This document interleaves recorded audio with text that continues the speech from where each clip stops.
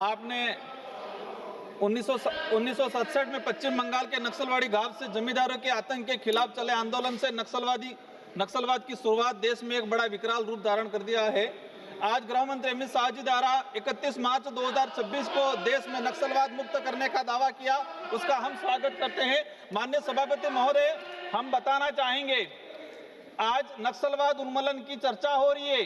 इस सदन के अंदर आदिवासी रिजर्व सीट से 47 सांसद आते हैं, 47। भाजपा की तरफ से कितने आदिवासी सांसदों को बोलने का अवसर मिला है? छत्तीसगढ़, झारखंड, उड़ीसा, आंध्र प्रदेश, तेलंगाना।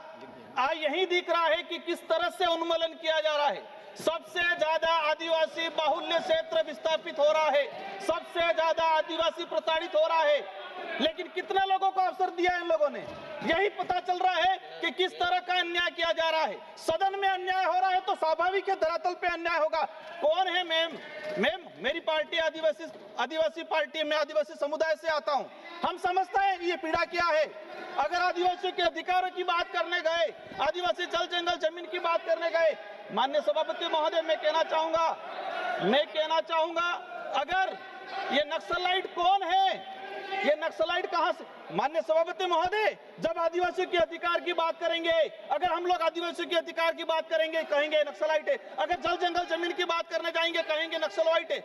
ये एक जो आदिवासी समुदाय अपने हक अधिकार के लिए लड़ाई लड़ता है तो उस पर थप्पा लगा दिया जाता है। माननीय सभापति महोदय, इन लोगों पे हथियार कहां से आ रहे हैं? जो आदिवासी शहर में जाके डंक की चप्पल खरीद के नहीं ला सकता, उस आदिवासी के पास आधुनिक हथियार कहां से आ रहा है? इन लोगों का इनकाउंटर क्यों नहीं हो रहा है? उन लोगों की गिरफ्तारी क्यों नहीं की जा रही है? माननीय सभापति महोदय, अच्छी बात हम चाहते हैं, खत्म होना चाहिए, लेकिन यही सलमा जुड़ो चला था 2005 से 2011 तक। 2000 के आसपास आदिवासी मारे गए, नक्सलाइट की तरफ से भी मारे गए, सेना की तरफ से भी मारे गए। लगभग उस समय कई जवान शहीद हुए और 1 लाख आदिवासी समुदाय विस्थापित हुआ उस दौरान। आज चलाया जा रहा है। मैं कहूंगा अभी जो वर्तमान में देश में हालात हैं, देश में हालात क्या हैं?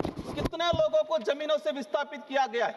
आजाद हुआ देश तब से लगा के आज तक 22 लाख आदिवासी विकास के नाम की परियोजना की वजह से उनको विस्थापित किया गया।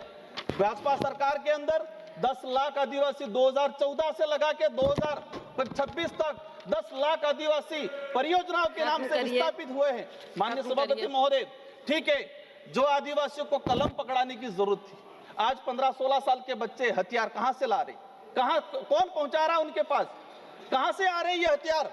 माननीय सभापति महोदय, आपके माध्यम से हम कहना चाहेंगे कि पूरे देश के आदिवासियों को इस सदन के माध्यम से मैं आह्वान करना चाहूंगा कि हमारे पूर्वजों ने अंग्रेजों से, मुगलों से, जमींदारों से पारंपरिक हथियारों, गुरिल्ला युद्ध की पद्धति से जल जंगल जमीन की रक्षा की। अब हमें इस आजाद भारत में सरकारों की पनाह से पनपने वाले उद्योगपतियों से जल जंगल जमीन की रक्षा कलम और कागज से करनी है और हम करेंगे ये चीज।